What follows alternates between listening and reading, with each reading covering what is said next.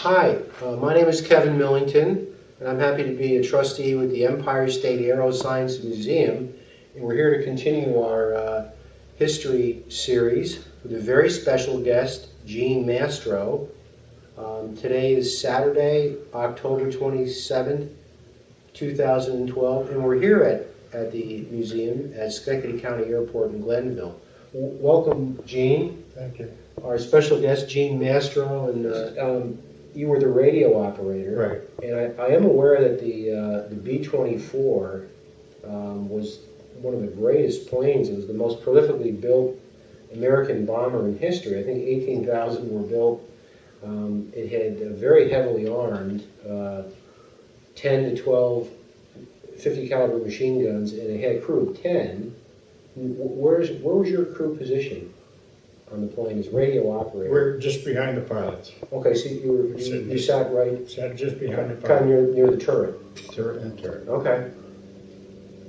There's just four in the crew. The pilot, co-pilot, an engineer, and the radio operator. Okay. Well, just seeing the B-24, here, I was so impressed with its size. I mean, it was compared to its stablemate, the B-17.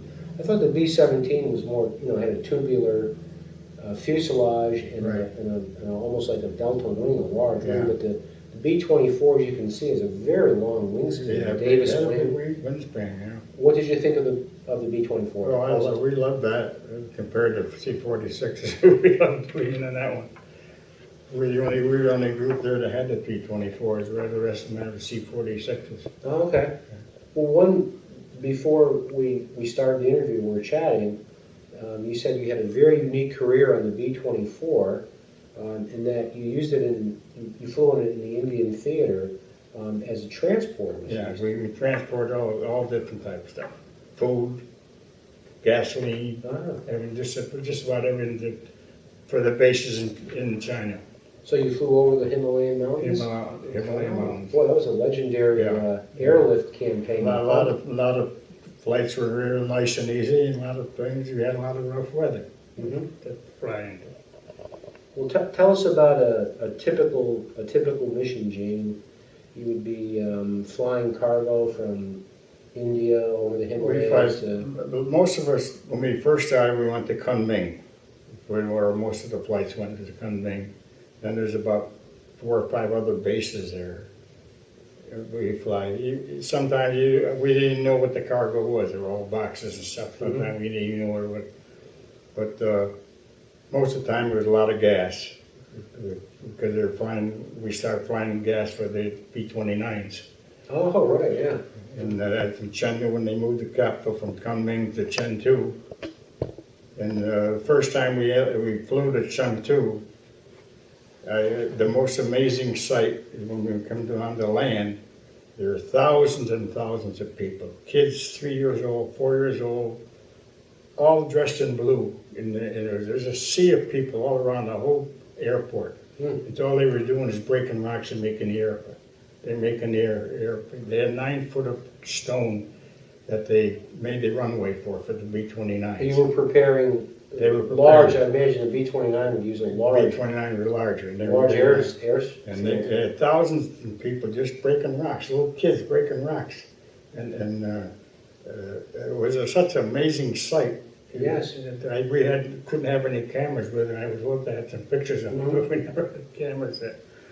But then, a little while after that, the B-29s came in. So we had one land in Jorhat where we were that had trouble, and we couldn't believe how big they were. What year was this, Gene? That's B-29 probably 43, into 43, going to 44. That's when they started bringing B-29s in. Okay.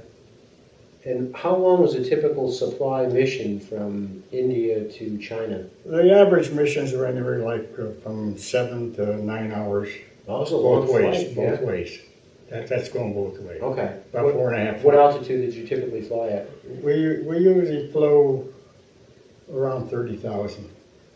Really? 30,000? Yeah, that must have been the top ceiling on the B-24. Pretty much, but we flew because you were getting ahead of the mountain, over the mountains, and storms coming and like that. They average around 30,000 most of the time.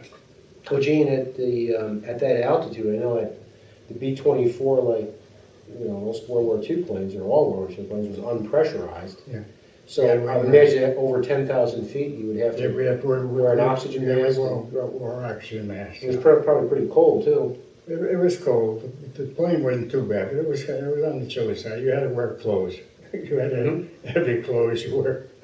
But Well, it sounds like a really challenging mission, flying over the Himalayas, I get. it was. And then one night we were flying, and it was a real bad storm, and we couldn't. The pilot got lost. He needed a signal, so I tried to get a signal, and that's all I could get on the plane was a lot of static. You couldn't get it, and then the co-pilot blew his top at me because I couldn't get a signal.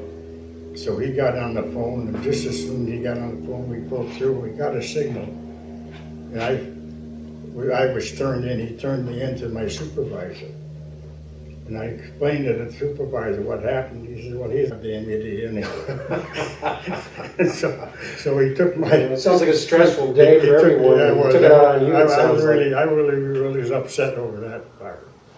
Thank you for bringing you brought some remarkable material here, and this is your flight log. That's my flight log. Why don't you tell us about this? What does it describe, and how many flights did you have? Well, I ended up with 110 flights. We were supposed to be released at about 75 flights, but it ended up being 100 before they let us go. Oh. So, I mean, there's Kunming, Cheng Kung, Yangsun.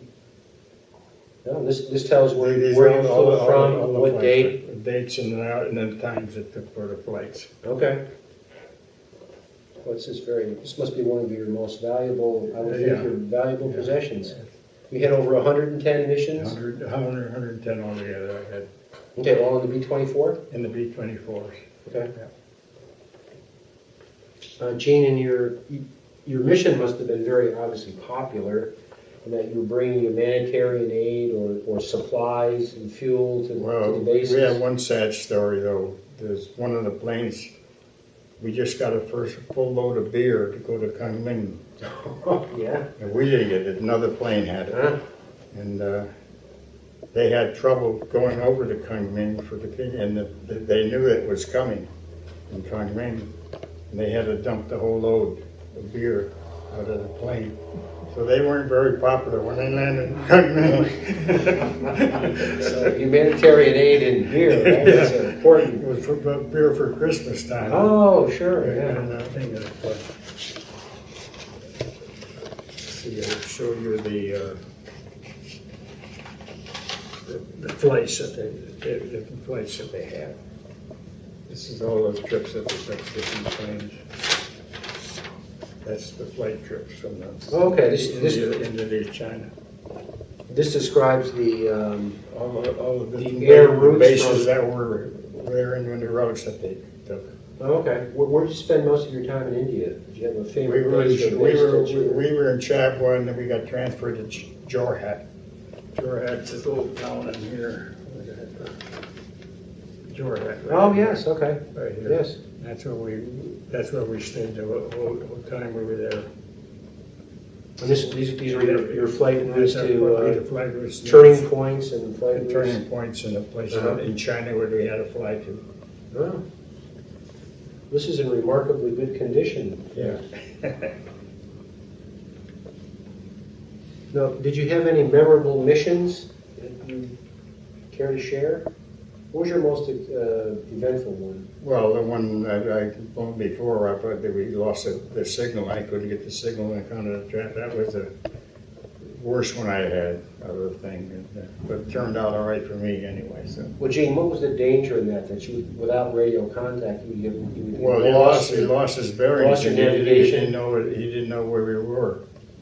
He lost, and actually that was the co-pilot's job to keep track of everything. He actually lost the plane, and he's the one that tried to blame me because I couldn't get a bearing. Well, recall us, again, how did you get back on course? Well, the bearing come through, we finally got contact to it, it's static, and we got the bearing, new bearings. And so that's how we